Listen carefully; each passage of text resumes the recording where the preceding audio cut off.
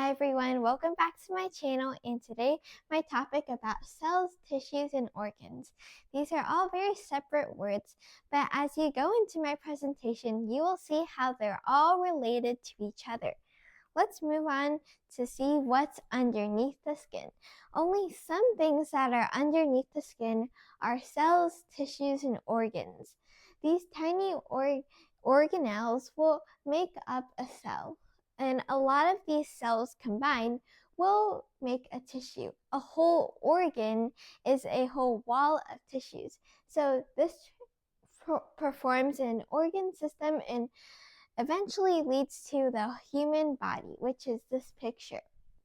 As you think about it, there are so many networks in our body, but they're linked together in a lot of different ways. We can see that these are several examples of the cells, tissues, and organs. Red blood cells are a common example of cells because you usually will see this if you accidentally make a paper cut. Then we have organs and kidneys. Kidneys are a great example of filtering blood. Muscle tissues have different patterns, but they are made up of a lot of different cells and combined into one whole wall. Let's talk about the cell structure. Each type of cell in our human body has two types, but one we are going to talk about is the one with the nucleus inside. Cells are found in every living organism. So organisms without cells are not living. The biggest human cell is the human egg, which is 0.1 millimeters in diameter. This is considered very small, but a big cell for the human body. Let's talk about the three main parts of the cells: the cell membrane, the cell nucleus, and lastly, the cell cytoplasm. The cell membrane is the wall surrounding the cell. And as you can see, the cell membrane is this dark orange part surrounding it. This will filter out only the good and bad particles. So it will keep all the good particles inside the cells while it filters out the bad particles so it does not damage the cell. Meanwhile, this will provide strong networks to hold all the organisms inside the cell. Now let's talk about the cell nucleus. The cell nucleus is in the center of the cell, which takes up 10%. This is the blue part in this picture, but they aren't actually a color because cells are so small. Instead, the cell's nucleus is to produce DNA to control the proteins for our body, and this makes up all of our body. Now let's talk about the cell cytoplasm. The cell cytoplasm is like a jelly substance, and if you think of a bathtub, if water is inside, this will hold all the toys that are inside. So this is kind of like what the cell cytoplasm does. It holds all the organelles inside the cell. It is made out of salt and water. And with that, these are the three main parts of the cell. Let's talk about the different types of cells. There are so many different kinds of cells in our human body, but the most important ones are the bone cells, the blood cells, the muscle cells, and the nerve cells. The bone cells will help with a lot of different things relating to your bone, including repairs. If you have a broken bone or it is misplaced, your bone cells will go immediately into action and repair the bone. It will also make it healthy and strong, feeding on nutrition you get from your mouth and eating. This will maintain a healthy structure, but meanwhile, blood cells will have different purposes. There is two different kinds of blood cells: white blood cells and red blood cells. The white blood cells will defend our body from any illnesses and make our immune system very strong, while the red blood cells are the result of our blood carrying oxygen around the body. Meanwhile, muscle cells have a very unique structure. It is often a thin line, but each of these dark red dots are one cell. So these eventually make up a lot of tube-like structures which make up all our muscles. Lastly, our nerve cells will communicate with the body. There's so many nerve cells around our body that it can easily communicate for sensing of danger.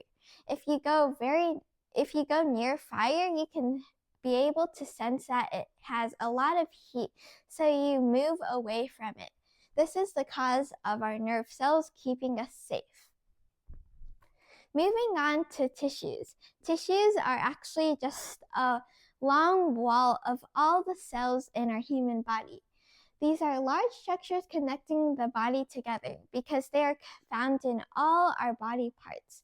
There are 4 main types of tissues, which are nervous tissue, connective tissue, muscle tissue, and epithelial tissue. The ones I haven't really talked about yet are nervous tissue and epithelial tissue. Let's start with talking about the nervous tissue. The nervous tissue only responds when the electric signals from the little tiny neurons are reacting to the tissue. This responds by pulling away, so this is an important part of our body because this helps us pull away from any danger. Inside of each of these cells, there are little long lines called just a neuron. They have links and also a cell body. Let's talk about the epithelial tissue. The epithelial tissue is mainly found in hollow organ structures to keep it strong, and also it is found on the outer parts of our skin. For example, underneath our skin here is a layer of epithelial tissue which will cushion us from any falls. If you zoom in very close to our skin, you can see that there's tiny little cells, and each of these cells will come together to form a layer of tissue shown over here. Let's talk about all our important organs. Our important organs include the brain, heart, kidneys, lungs, and liver. These are the ones we cannot survive without because these do a major part in responding to our body. There are more than 80 organs in our body that we have found, but these are the main types. For example, the brain will control all our decisions and body's actions, so this is very important. The second important is the heart.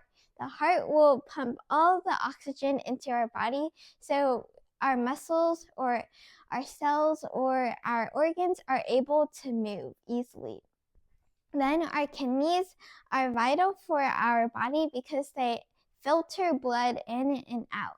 Without the kidneys, we would be having thousands of tiny particles in our blood, which is not convenient for it. And lastly, the liver produces the enzymes that we need for easy and quick digestion. It also produces a thing called glucose, which is our body's form of energy. If it weren't for our liver, we wouldn't have any energy to feed off on for even sports or walking. And lastly, I'll end with my ideas. For example, I think that we cannot survive without cells, tissues, and organs because they're so related to each other. There's a whole wall of cells which make up tissues and eventually lead to organs. These are very useful body parts that we don't pay attention to because they're so tiny and we can't even see them. They're hard at work every single day and every hour, so I think we should pay more attention to these body parts, mainly the brain, heart, liver, kidney, and lungs. In conclusion, I think that these are so helpful to us, and I hope you like and subscribe to my channel.